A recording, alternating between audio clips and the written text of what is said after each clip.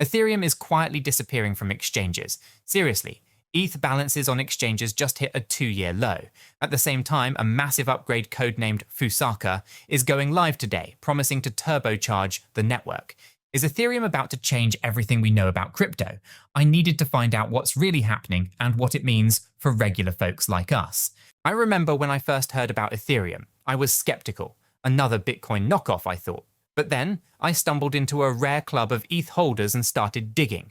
What I discovered blew my mind, and it all started making sense during a late-night Reddit scroll. Someone mentioned Ethereum's supply was drying up, hinting at a coming supply shock. Sounds dramatic, right? But data shows buyers have been yanking ETH off exchanges and into cold storage for staking. It's like Ethereum is slowly vanishing from the open market piece by piece. That got me thinking, why are people hoarding ETH, and what do they know that I don't? Well, I wasn't going to just sit around twiddling my thumbs. I dove headfirst into Ethereum's world, and today I want to take you on that journey with me. No boring lecture, I promise. This is personal. It's the story of how a curious skeptic, yep, me, became convinced that Ethereum might just be one of the most important inventions of our lifetime. Along the way, I'll share the wild twists from mysterious founder tales to billion-dollar hacks that shaped Ethereum into what it is today. And stick with me, because in the end, I'll also reveal the backup plan I use in case things go south with any crypto exchange. You'll want a plan B, trust me. But first, a quick heads up. Don't skip this. It's for your own good.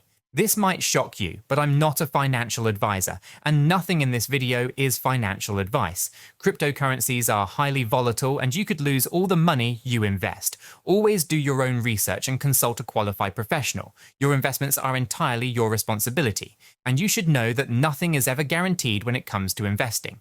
Neither I, this channel, nor YouTube are liable for any losses. This video is for entertainment and educational purposes only. Alright. Disclaimer done. Now let's get back to the story, because it's about to get really interesting. I'll never forget when Ethereum first clicked for me. A friend described it as a world computer that no one owns. Huh? That sounded like sci-fi. But that's essentially what Ethereum is, a decentralized blockchain with smart contract functionality, meaning you can run programs and agreements on it that execute automatically without middlemen. Imagine a giant global computer that anyone can use, where the rules are enforced by code and consensus rather than by companies or governments. No one can randomly shut it off or change the rules on a whim. As a tech geek, I found that concept thrilling. Ethereum was born from the mind of a 19-year-old programmer, Vitalik Buterin. Now, back in 2013, Vitalik had been involved with Bitcoin and thought, what if we could use blockchain for more than just digital money? He envisioned a platform where you could build decentralized applications, DApps, basically apps that run on the blockchain instead of a central server. By late 2013, he wrote a white paper outlining Ethereum's design, and soon others joined him. Gavin Wood, Joseph Lubin, and several co-founders rallied around this ambitious idea. They crowdfunded development in 2014 and officially launched the Ethereum network on July 30th, 2015. Yes, Ethereum started with a bunch of crypto nerds in a house hacking away and ended up raising funds from people all over the world who believed in this dream. Why was Ethereum such a big deal? Because it aimed to solve a huge problem. How do we decentralize the internet? Bitcoin proved we could have digital money without banks. Ethereum took it further. Could we have an internet without big tech gatekeepers? Think about it. Facebook, Google, Amazon. They control our data and digital lives. Ethereum's answer was to provide a platform where anyone can deploy applications that no single entity controls. Finance without banks. It enabled that. This gave rise to DeFi, decentralized finance, apps where you can lend or borrow crypto without a bank in sight. Digital art and collectibles. Ethereum's ERC-721 standard created NFTs, and suddenly artists could sell art without galleries. It was as if a new frontier opened up and the early settlers were rushing in. Now, don't get me wrong, Ethereum's journey hasn't been all rainbows and sunshine. In fact, one of the first big stories I learned about was downright scary. In 2016, when Ethereum was barely a year old, a project called the DAO, a decentralized venture fund, raised a ton of ETH from investors. It was the hottest thing, until it got hacked. Attackers exploited a flaw in the DAO's smart contract code and stole about $50 million worth of ETH. Imagine watching a thief siphon millions from what was supposed to be a crowning showcase of Ethereum's capability. The community was in chaos. Do they reverse the hack by altering the blockchain's history, violating the code is law principle, or do they let the thief keep the money to preserve immutability? This debate split the community. In the end, most developers and users opted to hard fork the blockchain, essentially creating a new version of history where the hack never happened, and the stolen funds were restored. This new fork continued as the real Ethereum we use today, but a minority refused to follow along. They stuck with the original chain, where the hack stands. That chain became Ethereum Classic, ETC. It was a defining moment. I realized Ethereum isn't just tech, it's people, philosophy, even politics. The fact that Ethereum survived that split and kept growing was a testament to its resilience and the conviction of its community. Many projects would have died after a civil war like that. Ethereum, it came out stronger with lessons learned. Those early trials shaped Ethereum's ethos. Security was beefed up. Developers got more careful with smart contract audits, and importantly, Ethereum's core developers doubled down on improving the protocol itself to prevent such catastrophes at the base layer. One of Ethereum's infamous pain points has always been scalability and fees. Using Ethereum in the 2017 ICO boom or the 2021 NFT craze was like trying to drive a sports car in rush hour traffic. Slow and insanely expensive. I remember trying a simple token swap on Uniswap, and gas fees were higher than the amount I wanted to trade. Ethereum's popularity was a blessing and a curse. Everyone wanted to use it, which made it congested. This was a major problem. Critics said, if Ethereum is the future of the internet, why does it cost $100 in fees just to do anything? They had a point. Ethereum's answer came in two parts: Layer 2 solutions and protocol upgrades. Layer 2 networks, like Arbitrum, Optimism, Polygon, act like express lanes on a highway. Transactions happen there and then get bundled onto Ethereum, easing mainnet traffic. But Ethereum itself also needed upgrades to support these layers better and increase capacity. This is where the roadmap of weirdly named upgrades comes in. Byzantium, Constantinople, London, and more recently the Merge, Shanghai, Denken, and the brand new Lusaka. Who names these? Ethereum's devs actually have themes: Merge, Surge, Verge, Purge, Splurge. I'm not kidding. That's literally the roadmap nicknames. One upgrade deserves a special mention: the Merge in September 2022. Why? Because Ethereum literally swapped out its engine from a gasoline car to an electric motor while the car was still driving. It transitioned from proof of work, like Bitcoin's mining, to proof of stake, completely changing how the network reaches consensus.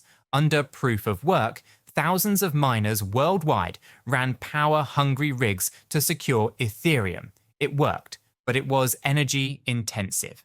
Proof of stake let Ethereum be secured by validators who stake, lock up 32 ETH instead of burning electricity.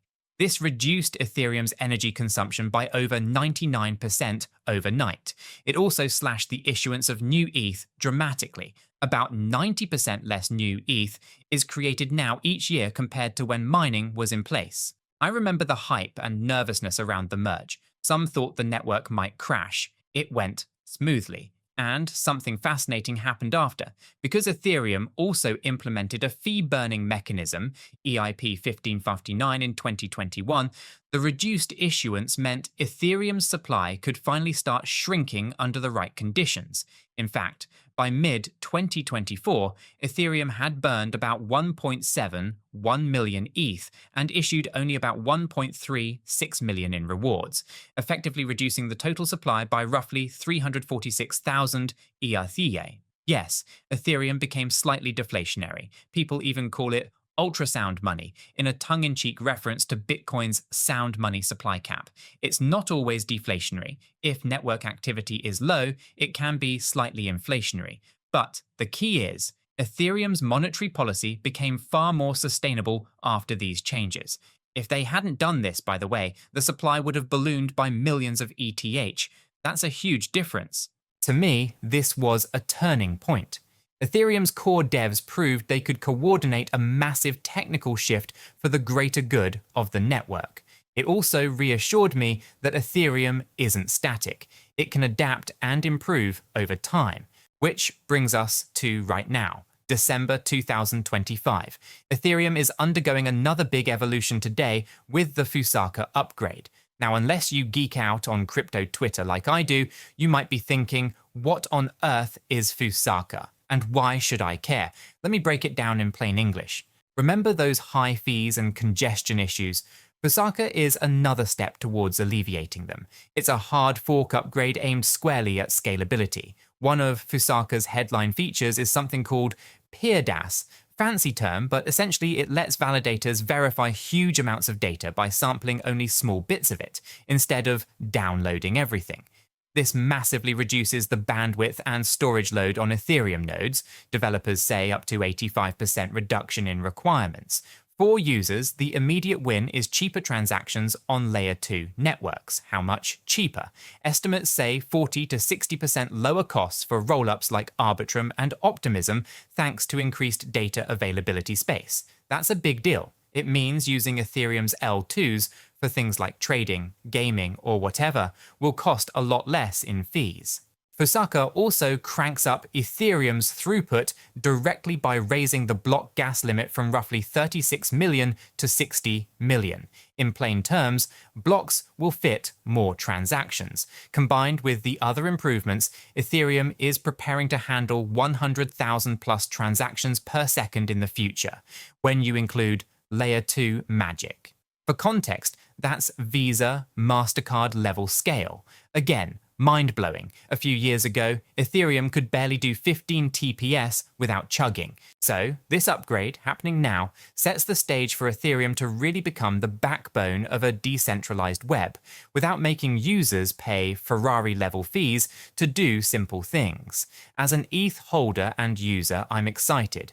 This addresses one of my biggest reservations from the early days when I was yelling at my screen about a $100 Uniswap fee. But, beyond the tech, what truly keeps me hooked on Ethereum is the community and innovation. Every week there's something new.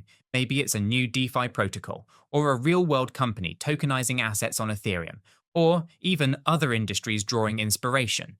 Let me give a cool example. Telecommunications. You wouldn't think Ethereum and telecom have anything in common, right? Well, I recently read about a project called Unity Nodes that's bringing blockchain to the $2 trillion telecom sector. They're literally turning smartphones into validator nodes for a decentralized network, rewarding people in crypto for verifying phone network data. How crazy is that? Different blockchain. They use Polkadot and some custom tokens in that case. But the idea, empowering regular users to run the network with their devices, that's pure Ethereum spirit spilling over into other fields.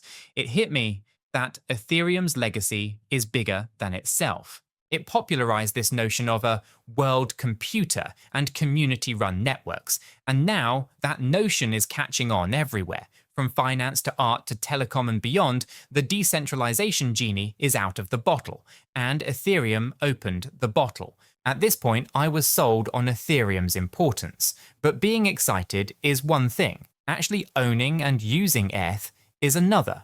So let's talk practical steps and also the precautions I take, because I've learned to cover my bases, given crypto's wild nature. Buying Ethereum. Like, the simplest way to get ETH is on a cryptocurrency exchange. If you're completely new, platforms like Coinbase or Kraken are pretty user-friendly for beginners. They'll let you connect a bank account and buy ETH directly. However, they might not offer the best fees. Other big exchanges like Binance or Bitstamp can be more cost-effective for larger purchases. Now, I have a personal strategy here, and it's all about not putting my eggs in one basket. I sign up and KYC on multiple exchanges. Call it Plan A, Plan B, Plan C. Why? Because you never know when an exchange might suddenly halt withdrawals, get hacked, or go down for maintenance at the worst time. It's happened before in crypto history, trust me, so I keep accounts on a few reliable exchanges to have alternatives ready. For example, I've been testing out Blowfin, that's an exchange, and yes, I'll be upfront, it's via an affiliate link that supports the channel if you use it, linked on my website, and also BitGet, another exchange I use, also an affiliate link supporting the channel. These are in addition to the usual suspects. All my affiliate exchange links, by the way, are compiled on my website, which is linked in the description. By having several accounts, if exchange A suddenly has an oopsie moment, I can quickly move to exchange B or C and not be stuck. This is a tip I share with all my friends. Have a backup. It has saved me headaches more than once. Storing ETH safely. After buying ETH, you'll want to think about storage. The rule of thumb in crypto: not your keys, not your coins. Leaving crypto on exchanges long term is generally a no-no if you can avoid it. Exchanges are convenient for trading, but if they get hacked or freeze withdrawals, your crypto could be in jeopardy. So what do? I withdraw my Ethereum to my own wallets. There are a few types of wallets. Hardware wallets. These are small devices like USB drives that store your private keys offline. Think Ledger, Nano, or Trezor. I use a hardware wallet for the bulk of my holdings because it's one of the safest options against online attacks. If you're serious about crypto and have a meaningful amount, I highly recommend investing in one. Software wallets. If hardware wallets aren't an option yet, you can use free software wallets. For Ethereum, the popular one is MetaMask. It's a browser extension. It's pretty easy to set up. Just make sure you write down your secret recovery phrase on paper, not on a computer or phone, and keep it somewhere safe. That 12 or 24 word phrase is basically the keys to your kingdom. Anyone with it can steal your funds. No pressure. But seriously, guard it with your life and never give it out. If you plan to use your ETH, for example, trying some DEFI lending or buying an NFT, you'll likely use a combination of a hardware wallet for long-term hold portion and MetaMask for interacting, possibly linked to your hardware wallet for extra safety. One more thing. Staking. Since Ethereum is now proof of stake, you can earn yield by staking your ETH and helping secure the network. This typically requires 32 ETH to run your own validator node. 32 ETH is not a small amount. At today's prices, it's like buying a new car, so not everyone can or wants to do that solo. If you do have the means and are technically inclined, running a validator is an awesome way to truly participate. You get rewards in ETH for your service. If not, you can still stake via pooled staking services or exchanges. Kraken, Coinbase, etc. offer staking even if you have, say, just one ETH by pooling users together. Staking does lock up your ETH though, so be aware of any lockup or withdrawal processes. After the Shanghai upgrade in 2023, staked ETH became withdrawable, so liquidity is better now. You're not stuck forever if you stake. Getting involved in Ethereum beyond holding. One of the coolest things about Ethereum is that it's not just a coin to invest in. It's an entire ecosystem you can participate in. Are you a developer? You can learn Solidity, Ethereum's smart contract language, and start building your own DApp, perhaps the next Uniswap or a completely new idea. Not a coder? You can still engage by using DApps, provide liquidity on a decentralized exchange, borrow or lend on Aave, explore play-to-earn games, or join a DAO, decentralized autonomous organization, where members vote on decisions for a project. There's a vibrant community on forums, Twitter, or X, as it's now called, and Reddit. I lurk on r/Ethereum often to stay updated with community sentiment. Also, if you want to discuss and learn in a more guided community, we have a free educational Discord server. Yup, link in the description. It's a great place to ask questions, share news, like when upgrades are happening, or if you just want to celebrate a price milestone or cry over a gas fee. We do it all together. I pop in there regularly, and it's been amazing seeing newbies grow into confident crypto users through a supportive community. You're officially invited, so come on in after this video. Now, as someone who's been through Ethereum's highs and lows, let me be real with you about the benefits and risks of investing in or using Ethereum. Decentralization and security. Ethereum is one of the most decentralized smart contract platforms. Over 8,000 active nodes around the world keep the network running. It's never been successfully 51% attacked at the network level. The recent shift to proof of stake has raised some questions about big exchanges or pools having a lot of stake influence. But overall, Ethereum's validator set is quite distributed, and measures like those being discussed, like partial withdrawals and maybe even raising the validator limit, are aimed at keeping it decentralized. If you believe in the Web3 vision of user-controlled internet, Ethereum is leading that charge. Real-world adoption. We're seeing governments, banks, and big companies dip toes into Ethereum.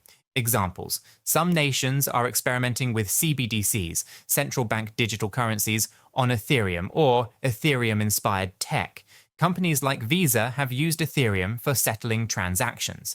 And let's not forget the explosion of NFTs, where even brands like Nike, Adidas, and the NBA got involved by issuing NFTs largely on Ethereum. Heck, just having the Chicago Mercantile Exchange list Ethereum futures and big funds filing for Ethereum ETFs shows how far we've come.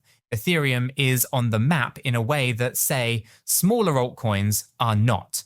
It's becoming part of the financial furniture, so to speak. Financial upside potential. I'm not here to make price predictions, learned that the hard way, but many investors, myself included, hold ETH because they see it as an asset that could appreciate significantly if Ethereum continues to become the backbone of decentralized finance and maybe a lot more.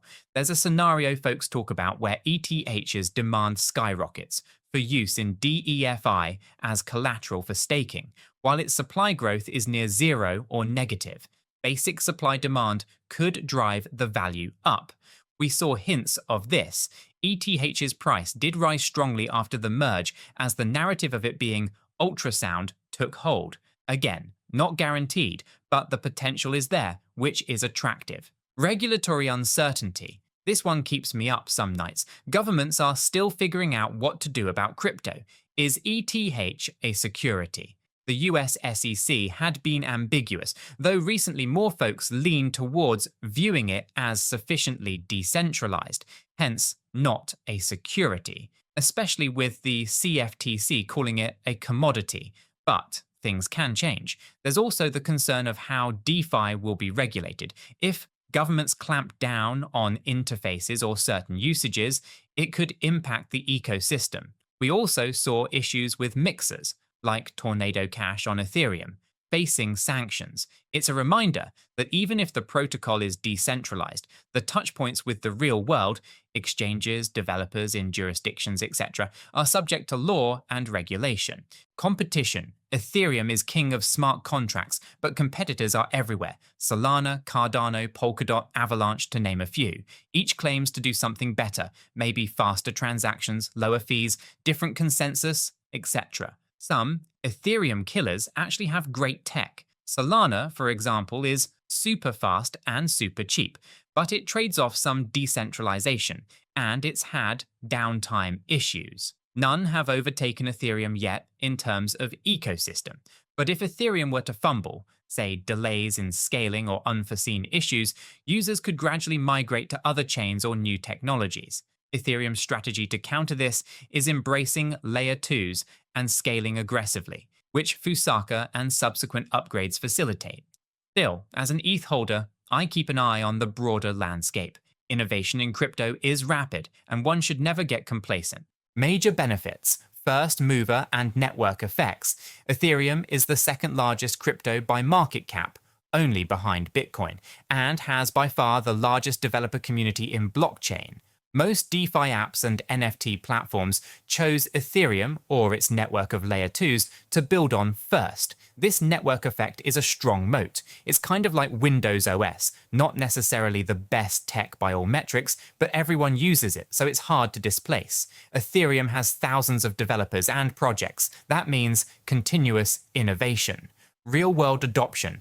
We're seeing governments, banks, and big companies dip toes into Ethereum. Examples: some nations are experimenting with CBDCs, central bank digital currencies, on Ethereum, or Ethereum-inspired tech. Companies like Visa have used Ethereum for settling transactions, and let's not forget the explosion of NFTs, where even brands like Nike, Adidas, and the NBA got involved by issuing NFTs largely on Ethereum. Heck, just having the Chicago Mercantile Exchange list Ethereum futures and big funds filing for Ethereum ETFs shows how far we've come. Ethereum is on the map in a way that, say, smaller altcoins are not. It's becoming part of the financial furniture, so to speak. Major risks: volatility. Let's get the obvious one out of the way. Ethereum's price can be incredibly volatile. It's not uncommon to see 10% swings in a day. If you're going to invest, brace yourself. ETH traded under $100 in early 2020, shot up to around $4,800 in late 2021, then dropped more than 70% during the next year, and so on. It's a roller coaster. Never invest money you can't afford to lose. Period. Yes, I know every YouTuber says that, but it's true. Regulatory uncertainty. This one keeps me up some nights. Governments are still figuring out what to do about crypto. Is ETH a security? The US SEC had been ambiguous, though recently more folks lean towards viewing it as sufficiently decentralized, hence not a security, especially with the CFTC calling it a commodity. But things can change. There's also the concern of how DeFi will be regulated. If governments clamp down on interfaces or certain usages, it could impact the ecosystem. We also saw issues with mixers, like Tornado Cash on Ethereum, facing sanctions. It's a reminder that even if the protocol is decentralized, the touchpoints with the real world, exchanges, developers in jurisdictions, etc., are subject to law and regulation. Despite these risks, I personally believe the potential rewards, not just financially, but in terms of being part of a transformative movement in tech/finance, make it worthwhile. I manage risk by not overexposing myself, no mortgaging the house for ETH or anything crazy, and by staying informed. And seriously, I lean on community and education, which is why I spend time in that Discord community, reading up on the latest EIPS, Ethereum improvement proposals, and sometimes just chatting with others about our strategies. So here I am, a few years down the rabbit hole with Ethereum. The skeptic in me has been replaced by a storyteller and participant. I've watched Ethereum grow from a geeky experiment to a global platform that's settling trillions of dollars of value, spawning entirely new economies. Who could have imagined digital art would become a multi-billion-dollar market thanks to NFTs? It's not been a smooth ride, but anything revolutionary rarely is. Ethereum today is not the same Ethereum of 2015. It's faster, more efficient, more mature, and in 5 years, it will likely evolve even further, perhaps blending seamlessly into our everyday lives in ways we don't even realize. Will your next house deed be an NFT on Ethereum? Quite possibly. The key takeaway from my journey is this: Ethereum is important because it empowers people. Whether it's giving an artist a way to earn without a middleman, or a gamer true ownership of in-game items, or a small business access to a loan without a bank, Ethereum's open platform unlocks creativity and freedom. That's why folks are pulling ETH off exchanges to hold it for the long term, why they're staking it, why entire companies are being built around it. They see a future where Ethereum is infrastructure for a more open financial system and internet. Hit that subscribe button so you don't miss the next chapter in this fast-paced crypto saga. Trust me, you won't want to miss what's coming next. Until then, stay curious and I'll catch you in the next one.